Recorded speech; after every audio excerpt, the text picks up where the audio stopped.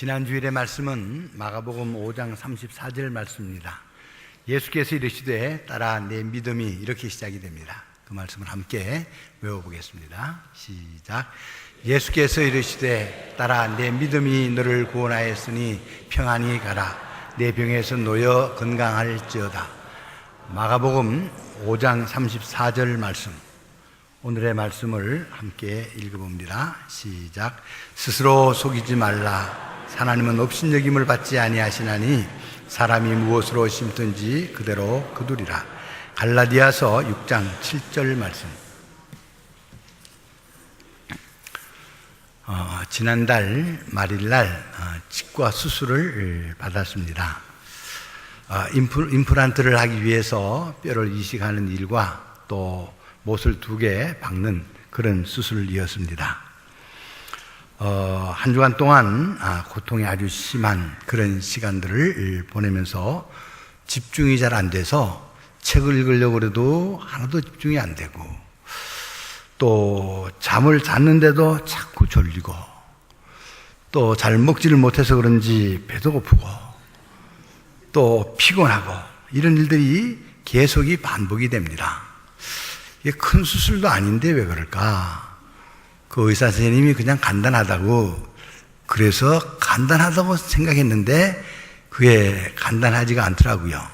그래서 이게 가만히 이제 생각해 보니까 남의 이 뼈를 가지다가 다른 데 뼈를 가지다가 내 뼈를 만들려고 하는 그런 뼈를 이식하는 그런 수술을 하니까 그게 이제 와서 이 피가 그 안에 돌아가 가지고 내 뼈로 이렇게 콘크리트 하듯이 이렇게 붙으려고 하니까는 열이 계속해서 나는 것 같고 그렇게 힘들고 아주 어려워지는 것 같아서 제가 아내한테 얘기를 했습니다. 이거 임신해가지고 힘들 때 그때 어려운 것 같다. 이게 뼈가 요 몇 조각 뼈 만드는데도 이렇게 힘든가? 그랬더니 그걸 진작에 알았어야지.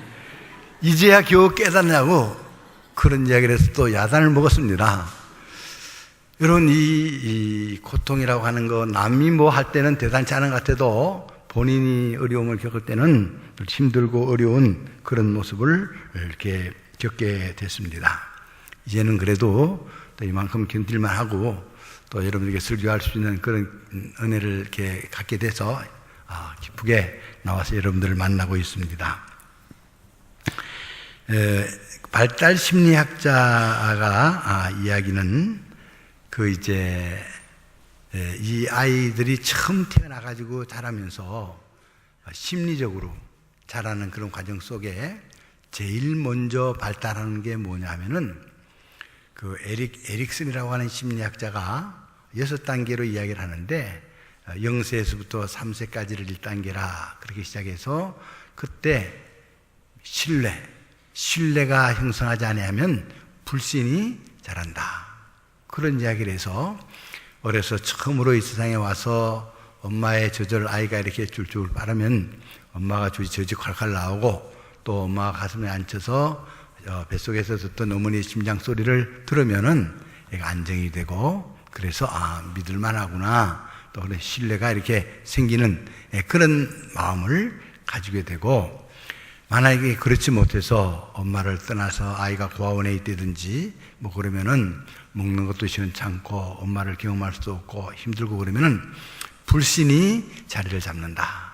그래서 처음부터 신뢰를 쌓을 수 있는 그런 관계를 가지고 태어난 아이와 불신을 마음속에 담고 살아가는 아이는 평생을 살아가는데 여러 가지 관계를 맺는 일에 많은 어려움이 있다. 그런 심리학적인 그런 접근을 해와서 많은 사람들의 호응을 얻고 또 심리학을 공부하는 사람들은 이 발달 심리학에 그 기초되는 그런 부분에 대해서 늘 공부를 이제 합니다. 이제 이런 믿음, 신뢰, 그것은 인생을 살아가는 첫 단계에 있어서 가장 발달하는 그런 일이라 그렇게 이야기를 합니다. 요즘 이제 국회의원을 뽑는 그런 계절이고 정치를 하는 데서는 뭐가 중요한가? 공자님의 제자 가운데 자공이라고 하는 사람이 있었는데 그 자공이라고 하는 사람의 선생님께 공자 선생님께 물었답니다. 선생님, 정치가 뭡니까? 그렇게 질문했더니 공자 선생님이 먹을 식자를 하나 써서 이렇게 보여주면서 정치는 온 백성들이 배고프지 않게 하는 거, 그저 배부르게 먹고 살아갈 수 있도록 하는 게 그게 정치다.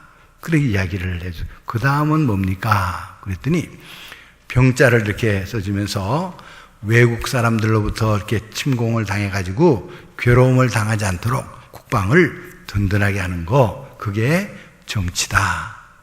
또 있습니까? 그랬더니 이번에는 믿을 신자를 이렇게 딱 써주면서 그러면서 온 백성들 간에 서로 신뢰하고 믿는 게 그게 정치다.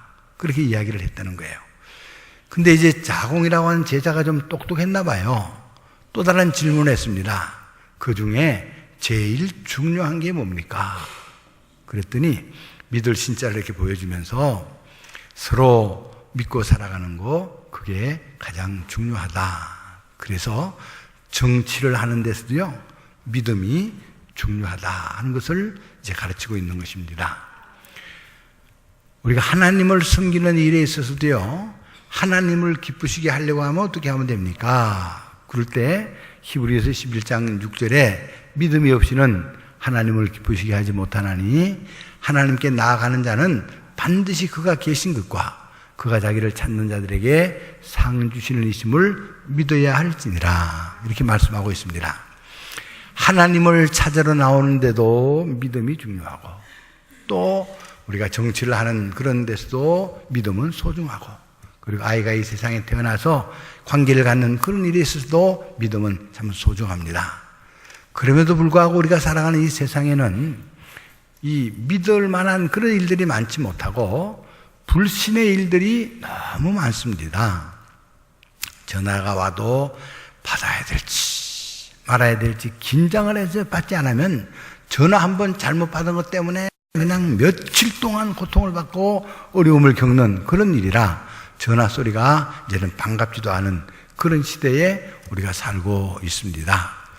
이렇게 불신의 시대에 신뢰, 믿을 수 있는 거, 그것을 누가 심어야 되느냐?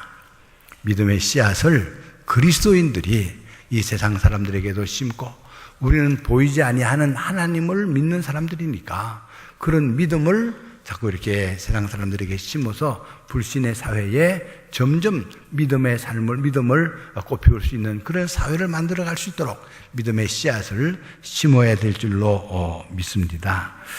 그러므로 우리가 이렇게 씨앗을 심는데, 어떤 씨앗은 심으면은 그저 당년에 열매를 거둘 수 있는 씨앗도 있지만, 어떤 씨앗은 3년, 5년, 어떤 씨앗은 10년 걸려야 열매를 거두는 그런 씨앗도 있습니다. 그런데 씨앗을 심는 사람은 씨앗을 심으면 반드시 난다고 하는 그런 믿음을 가지고 우리가 씨앗을 심습니다. 그런데 이제 제일 오랫동안 심어야 될 그 씨앗이 뭐냐면은 사람을 키우는 일이에요. 사람은 태어나서 아이에게 투자를 해도 적어도 25년 정도는 투자를 해야, 그래야 그 아이를 통해서 뭔가 이렇게 열매가 거두는 거니까 이렇게 쉽지 않은 일입니다. 그럼에도 불구하고 우리가 믿음을 가지고 믿음의 씨앗을 곳곳에 심는 그런 일들을 감당해야 될 줄로 믿습니다. 지금 이 계절이 씨앗을 심는 계절입니다. 인생에 있어서도 여러 가지 계절이 있지만 우리는 어떤 계절이든지 씨앗을 심는 일을 게을리하지 말고, 특별히 불신의 사회 속에 그리스도인들이 믿음의 씨앗을 뿌려서 그 열매를 자꾸 거두게 함으로 말미암아 그래도 희망은 교회에 있다, 그래도 희망은 예수 믿는 사람들에게 있다, 이런 신뢰를 받을 수 있도록 우리가 금년 한 해를 살아가는데도 믿음의 씨앗을 심어야 됩니다.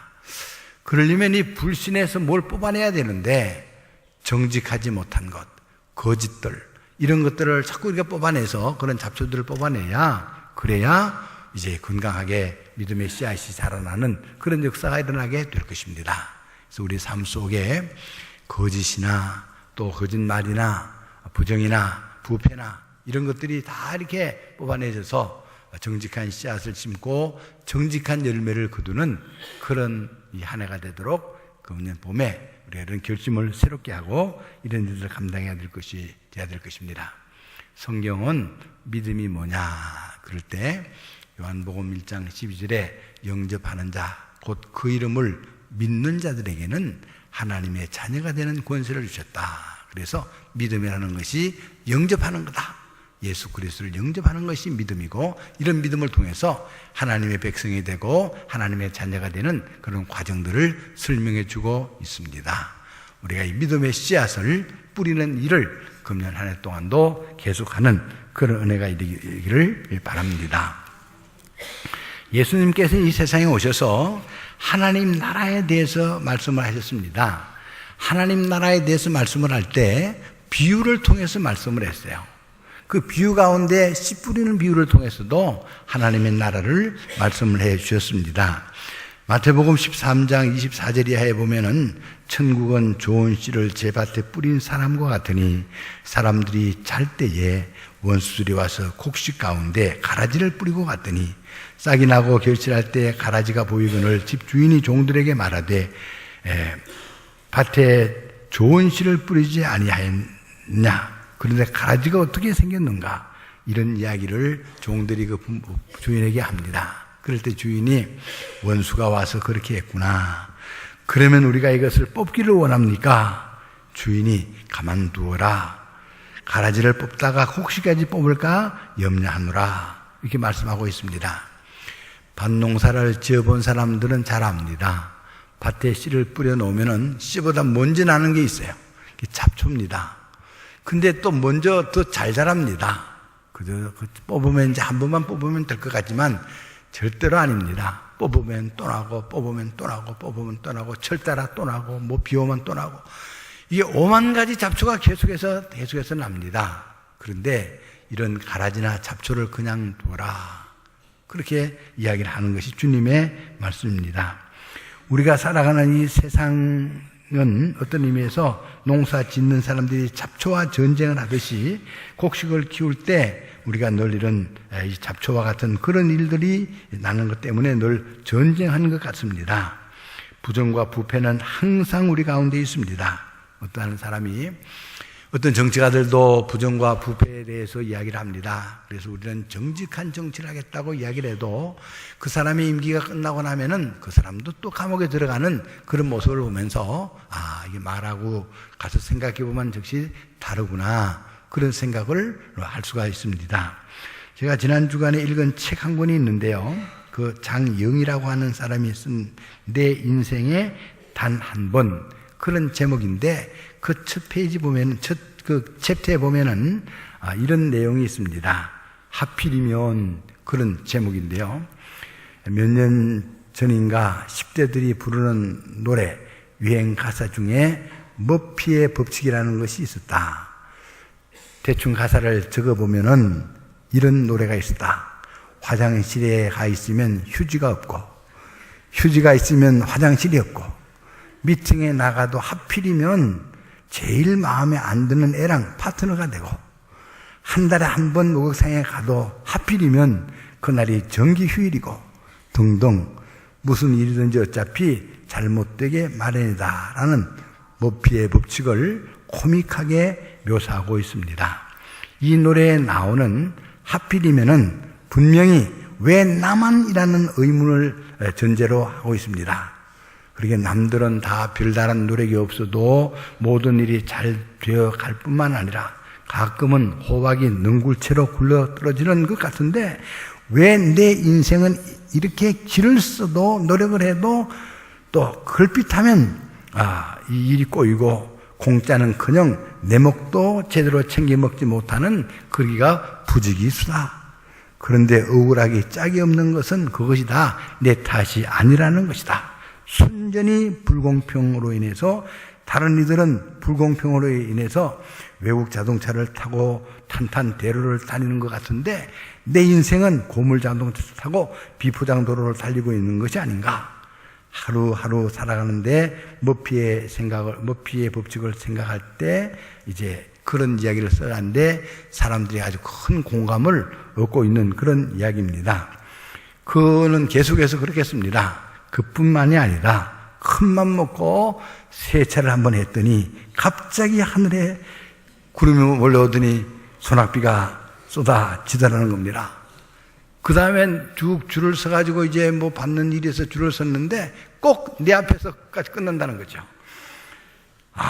이게 정말 왜 이렇게 이제 그래요. 이분은 실제로 대학 교수님인데 어렸을 때에 이 소아마비를 알아가지고 이게 이제 목발을 짚고 다니는 그런 분이세요. 왜 남은 다 멀쩡한데 나만 목발을 짚고 다녀야 하는가? 또 글을 쓰시는 분입니다. 어떤 사람은 펜만 잡으면 술술술 글이 나오는 것 같은데 나는 짧은 글 하나 쓰는데도 이렇게 힘들고 어렵고 정말 그런가? 그런데 치과의사 병원에 가가지고 이제 이렇게 이 여성 잡지를 보는데 어떤 모 배우가 화장품 광고 모델을 하는데 한 번 모델을 해가지고 3억을 받았다는 기사를 봤다는 거예요. 3억 계산해 보니까 자기는 목이 쉬도록 강의를 해도 10년 동안이나 강의를 해도 한번 받을까 말까 한 건데 이 사람은 자기 재능과 너무 상관도 없이 그냥 타고난 외모 때문에 뭐 이렇게 한번 사진 몇 장 찍고는 3억을 받았다고 하는 것이 이게 불공평한 세상이 아닌가 그런 생각이 들었다는 겁니다. 그런데 그날 저녁에 초등학교 2학년짜리 조카가 이제 자기 집에 와 있었는데 그 조카한테 이제 이 팬더 곰 하나를 사가지고 아이에게 갖다 줬대요. 외국에서 살다가 온 아이인데 그걸 갖다 줬더니 그 아이가 그걸 가지고 좋아하면서 이모, 왜 하필이면 조카가 이렇게 많은데 그걸 나를 주냐? 그러면서 그걸 받아가지고는 그냥 너무 기뻐하는 그런 모습을 보면서 자기도 뒤돌아보니까 이게 그냥 받은 일들이 너무 많다 하는 걸 발견을 했답니다. 이게 어떤 사람들은 그렇게 노력을 하고 애를 쓰고 일을 많이 해도 먹고 살기가 힘든 그런 가정도 많은데 자기는 좋은 부모님을 만나가지고 평생을 먹고 사는 일에 어려움 없이 그렇게 사는 거 해보니까 이게 내가 어떻게 그걸 하필이면 그런 부모를 만났을까 그런 거 생각해 보니까 그것도 고맙고 또 생각해 보니까는 또 자기는 이렇게 나보다도 머리가 더 좋은 아이들을 이렇게 가르치는 그런 자리에 있어서 아이들을 가르치고 있는가? 나보다 공부도 더 잘하고 똑똑한 사람이 얼마나 많은데 내게 이런 게 주어졌는가? 그렇게 생각을 해 보니까 이게 조금 전까지만 해도 하필이면 이게 억울한 일을 당했는데 다시 생각해 보니까는 엄청난 축복을 받고 있는 자기 자녀를 발견하게 됐다는 그런 글을 읽었습니다. 여러분, 우리가 살아가는 이 세상에는 늘상 절반이 있습니다. 하루를 살아도요, 어두운 밤이 절반, 밝은 낮이 절반. 그리고 우리가 사는데 남자가 대체로 절반, 여자가 대체로 절반. 우리가 살아가는 데 있어서 이런 가운데 부정적인 일들과 긍정적인 일들이 항상 있습니다. 그런데 그 가운데 내가 무엇을 생각하고 살고 내가 무엇을 선택하고 살았냐에 따라서 내 삶에 긍정적인 것을 세며 사는 역사가 일어나게 되고 부정적인 것을 세며 살아가게 하는 그런 일들이 일어나게 되는 것입니다. 그러므로 이 봄에 우리 하나님을 믿고 살아가는 우리들은 하나님은 빛이십니다. 그분은 언제나 긍정하세요. 모든 것을 긍정적으로 살아가는 그런 하나님인데 그 하나님을 믿고 살아가는 우리가 세상에 긍정의 씨앗을 심고 살아가는 그런 하나님의 백성들이 다 될 수 있기를 바랍니다. 그래서 우리가 살아가는 이 세상이 어떻게 보면은 굉장히 어두운 세상 같고 힘든 세상 같아요. 지난 주간에도 제가 이런 뉴스를 보는 동안에 어떤 젊은이들이 3사람이 20대 젊은이가 3사람이 여관에서 이제 자살을 했다. 그런 얘기를 들을 때 어째서 이런 일이 생기는가? 걔들은 이 좋은 세상에 살면서도 어떻게 이렇게 스스로 목숨을 끊으려고 하는 그런 생각을 하게 됐나? 그 부모들은 어떻게 될까? 그런 생각을 마음속에 가져보면서 우리가 보는 눈, 우리가 가지는 생각, 이런 생각, 어떤 씨앗을 내게도 심고 이웃에게도 심어주고 아이들에게도 심어주냐에 따라서 인생이 달라지는 그런 역사가 일어나니까 그리스도인들이 살아가는 그 삶 속에 또 우리가 살아가는 우리 삶 속에 긍정의 씨앗을 심는 그런 한 해가 될 수 있기를 바랍니다. 성경은 계속해서 우리에게 이야기를 해줍니다. 뭐라고 이야기하느냐면은 자기의 육체를 위하여 심는 자는 육체로부터 썩어질 것을 거두고 성령을 위하여 심는 자는 성령으로부터 영생을 거두리라, 이렇게 말씀합니다. 육신을 따르는 자는 육신의 일을, 영을 따르는 자는 영의 일을 생각하나니, 이렇게 말씀하고 있습니다. 그러니까 지난해부터 영성 온도 높이기, 금년에는 영성 생명 온도 높이기, 이런 일들을 이렇게 하고 있습니다. 그 일을 하면서 우리가 영적인 삶을 살고 하나님과 더욱 가까이 가려고 하는 그런 마음을 가지고 우리가 일하고 있습니다. 근데 이제 이런 이야기를 들어보니까 집집마다 아주 여러 가지 아주 좋은 일들이 많이 있는 것 같아요. 어떤 사람은 하루에 100도를 올리려고 마음먹었는데 자다고 생각하니까 계산해 보니까 몇 도가 부족해요. 일어나가지고 가서 찬송가를 몇 장 부르고 그 다음에 100도 채워놓고 그 다음에 주무시는 그런 분도 계시고, 어떤 집에는 아이하고 엄마하고 경쟁이 붙어가지고 엄마 몇 점 올랐어. 그리고 이제 그러면 몇 점이라고 그러면 애는 또 그냥 온종일 성경만 읽어가지고 엄마가 걱정이 돼서 그만 읽었으면 좋겠는데 그래서 이제 그냥 걔가 그냥 잠도 안 자고 성경을 읽어서 걱정이다. 그런 얘기도 이렇게 듣고 이제 그럽니다. 여러분, 우리가 이렇게 영성 온도 높이는 일은 여러 가지 일들이 필요합니다. 우리가 전도하는 일도 성령을 위하여 심는 그런 일입니다. 봉사하는 일도 성령을 위하여 심는 그런 일입니다. 봉사하는 일도 마찬가지고 기도하는 일도 그렇습니다. 우리가 우리의 삶을 살아가는 동안에 일정 기간 동안 이런 생활에 훈련하고 힘쓰고 애쓰는 일들은 우리의 삶을 통해서 이렇게 영성 온도를 높이고 또 성령을 따라 살아가기 위한 그런 노력인 줄로 생각이 됩니다. 그래서 우리가 또 이런 노력들을 해서 우리가 정말 이렇게 온도가 높아가는 그런 일들을 높이고 그렇게 자기 삶의 이 방법들을 택할 수 있기를 바랍니다. 그리고 9절에 보면 이렇게 말합니다. 우리가 선을 행하되 낙심하지 말지니 포기하지 아니하면 때가 이름에 거두리라. 여러분, 선을 행할 때 또 우리가 이렇게 영적인 삶을 살아가려고 그럴 때 포기하고 싶은 생각이 한두 번이 아닙니다. 왜냐하면 앞길이 안 보입니다. 이게 될 만한 것이 아니고 이게 이렇게 될 게 아니다. 그런 것이 우리 앞에 딱 가로막으면 에라, 내가 뭘 한다고 되냐? 그러고 이제 포기하고 싶은 그런 마음이 많이 듭니다. 우리가 포기해서는 안 됩니다. 낙심해서는 안 됩니다. 기도하다가 어떤 일은 낙심하는 사람들이 있어요. 여러분, 우리가 기도하는 중에 특별히 북한 선교를 위해서, 북한을 위해서 기도하기를 여러분 쉬지 말고 계속 해야 될 줄로 믿습니다. 북한을 위해서 기도하다가도 미사일을 쐈다 그러면 에이, 그러고는 속상해서 그냥 그만두기도 하고 이런 일들이 우리에게 찾아오지만 그래도 우리는 끊임없이 북한 선교를 위해서나 북한을 위해서 기도하는 일을 계속해야 됩니다. 정치하시는 분들을 위해서도 우리가 기도해야 됩니다. 국회의원이나 대통령이나 그 밖에 이런 분들을 위해서 기도해야 되는 것은 바로 그분들이 결정이 온 국민들에게 큰 영향력을 미치기 때문에 실망스러워도 기도하는 일을 포기하지 말고 계속해야 됩니다. 좋은 일에 봉사하는 일도 하다가 낙심하는 경우가 있습니다. 그 일도 우리가 낙심하지 말고 포기하지 말고 계속해서 할 수 있기를 바랍니다. 어떤 사람은 투병하다가도 낙심하는 사람이 있어요.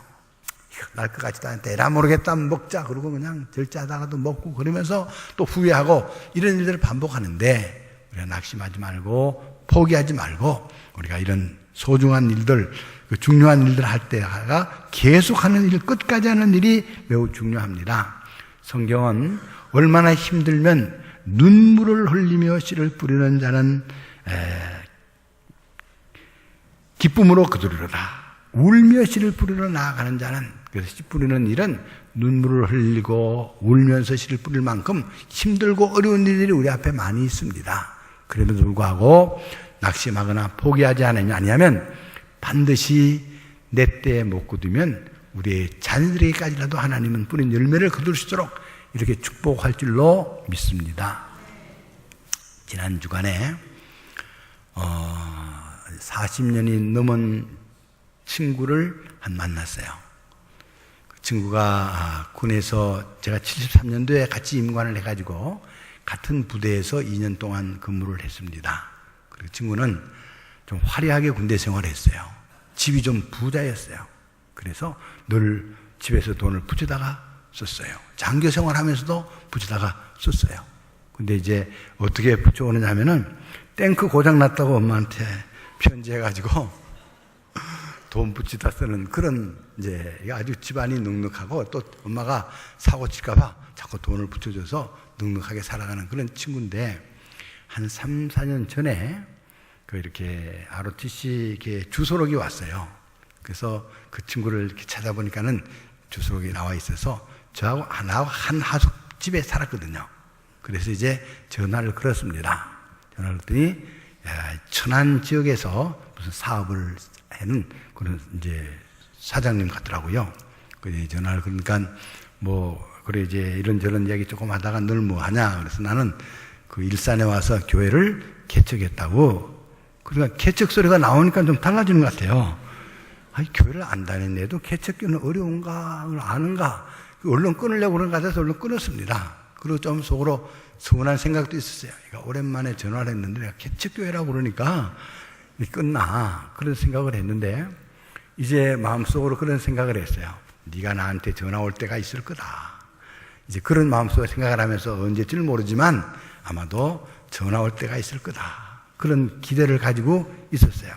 근데 지난 주간에 전화가 온 거예요. 전화가 와서 자기가 누구라고. 그래서 내가 이제 얼른 알 수 있었죠. 이제 왔구나. 그러고 시간을 좀 만날 수가 있냐고 그래서 내가 가만히 보니까는 모든 약속을 다 취소해 놔가지고요. 지난 주간에 시간이 많이 있었어요. 근데 뭐 앞에 이가 없어서 영구처럼 그렇게 되어 있었지만 그래도 옛날 친구 만나는 일에는 뭐 별 문제가 없다고 생각이 돼서 내가 지금 치과 치료를 받고 있는데 늘 좀 만나겠다. 그래서 이제 교회라 오라고 그랬어요. 내가 올 때 이제 무슨 생각을 했겠냐 하면은 이 친구가 얼마나 변했겠나. 그런 생각을 하면서 머리카락이 얼마나 있겠는가. 그런 생각을 마음속으로 가졌어요. 그리고 이제 오자마자 머리를 쳐다봤더니 머리가 아주 머리숱이 많아요. 그래서 내가 자꾸 쳐다봤어요. 그랬더니 이제 이야기를 하더라고. 이건 가발이라고. 그래서 이제 이 친구가 그래도 외모에 신경을 쓰고 사는구나. 그러면서 이런저런 아주 옛날 얘기들을 재미있게 했는데요. 하다가 이제 이 친구가 이제 오게 된 그 경위를 이야기 쭉 하게 되는 거예요. 아내는 교회를 쭉 다녔대요. 아내는 권사님이래요. 자기는 교회를 다녀본 적 없는데 6개월 전에 교회 나가기 시작했대요. 미국에 있는 친구가 자기를 꼭 미국에 한번 오라고 그래서 미국에 이제 아무 프로그램 없이 그 친구가 네가 그럼 다 알아서 해라. 그리고 그 친구 집을 방문을 했더니 이 친구가 아버지 학교에 빠져가지고 LA에서 아버지 학교를 다 이렇게 뭐 프로그램 만들어 놓고 자기를 아버지 학교 등록을 시켜놓고는 거기서 이제 아버지 학교 훈련을 받고 와서 보니까는 나이 들고 나면 여자 말 안 들었다간 그건 뭐 개밥의 도토리다. 그런 생각이 들어서 교회 나간 지가 딱 6개월 됐답니다. 교회 나가서 생각해 보니까 내 생각이 이제 난 거예요. 그래서 전화를 해서 제가 점심 대접을 잘하고 그리고 이제 만났습니다. 근데 그 친구는요, 군에 있을 때 아주 화려하게 살아가고 나는 뭐 교회밖에 몰랐으니까 토요일도 고등부 애들, 중고등부 애들 모아놓고 가르치고 뭐 주일날은 성가대하고 뭐 새벽기도 다니지 뭐 맨날 교회까지 오니까 군 생활을 그렇게 교회 생활처럼 그렇게 하니까 그때 제가 뭐 목사들 생각 없었거든요. 그때 이제 이렇게 쭉 생활하다 보니까는 제대할 때가 다 돼가니까 나는 군대 생활을 이렇게 재미없이 하는가 그런 생각이 들어가지고 하루는 그 친구한테 전화를 했습니다. 오늘은 내가 네가 하자는 대로 할 테니까 나를 데리고 어디든지 가라. 그러니까 네가 정말이냐고. 그래서 그렇다고. 그래서 유영소에서 만나가지고 이제 그날 이제 이렇게 퇴근하면서 이렇게 퇴근하는데 나는 마음속에 큰 기대를 가지고 있었어요. 제가 화려하게 살면서 나를 얼마나 재미있는 곳에 데리고 갈까. 그런 기대를 잔뜩 가지고 이제 그날 이렇게 오고 있는데 그 이제 코스모스 길이 좀 길었거든요. 한 200m 이상 되는 코스모스 길이 쫙 있는데 그 중간쯤 오더니 나를 딱 바라보면서 정색을 해요. 너는 여태까지 깨끗하게 잘 살았는데 이제 와서 왜 그따위 생각을 하냐고 그런 얘기를 하는데요. 제가 그 얘기를 듣는 순간에 뭐가 이렇게 오바랩이 되느냐면은 이 쿠바디스 나오는 영화 가운데 베드로가 박해를 피해가지고 이제 성을 피해가는데 누구 만나니까 주여 어디로 가시나이까 물었더니 나는 이제 핍박받으러 들어간다. 그래가지고 베드로가 그것을 깨닫고 들어가가지고 거꾸로 십자가에 못 박는 그런 일 있지 않았습니까? 그 뒤통수를 치는 것 같았어요. 와, 이거 하나님의 소리구나. 나를 그렇게 데리고 재미있는 데 가가지고 재미있는 거 구경시키려고 하는 친구가 이제는 너네 여태까지 잘 살아놓고 왜 이제 와서 그렇다고 생각하냐고 그러면서 야단을 쳐서 이건 하나님의 소리다. 그리고는 거기서 돌아서서 제가 이제 친구하고 가서 저녁 먹고 그냥 이렇게 차 마시고 그런 재미있는 일만 하다가 여자 있는 집도 못 가보고 그렇게 이제 말았거든요. 그 얘기는 안 했어요. 다 잊어버렸을 것 같아서 안 했는데 제 마음속에는 그런 친구가 그래도 지금은 교회를 다니겠다고 주일마다 아내 따라 다니고 그런 모습을 보면서 우리가 낙심하지 아니하고 또 포기하지 아니하고 늘 마음속에 담아놓고 있으면 하나님은 반드시 그를 구원해서 하나님의 백성으로 살게 하신다. 그런 생각을 했습니다. 여러분 가족들 가운데도 아직도 이런 영적인 삶을 알지 못하는 그런 분들이거나 또 주변에 있는 친구들 중에도 그런 분이 있으면 포기하지 마십시오. 낙심하지 마십시오. 끝까지 그분을 붙잡으면 하나님께서 좋은 열매를 맺게 해줄 줄로 믿습니다. 씨를 뿌리는 계절에 우리는 믿음의 씨를 뿌리고 긍정의 씨앗을 뿌리고 성령의 씨앗을 뿌리고 그리고 낙심하지 않고 포기하지 않고 기다리면 하나님은 우리의 삶을 통해서 이런 좋은 열매를 맺게 해줄 줄로 믿습니다. 기도드리겠습니다. 때를 따라 은혜를 주시는 하나님 아버지, 하나님의 그 크신 은혜와 사랑을 진심으로 감사를 드립니다. 이 좋은 계절에, 씨 뿌리는 계절에 저희들 삶 속에 영적인 씨를 뿌리며 살아가는 저희들이 되게 하여 주옵소서. 예수님 이름으로 기도드립니다. 아멘.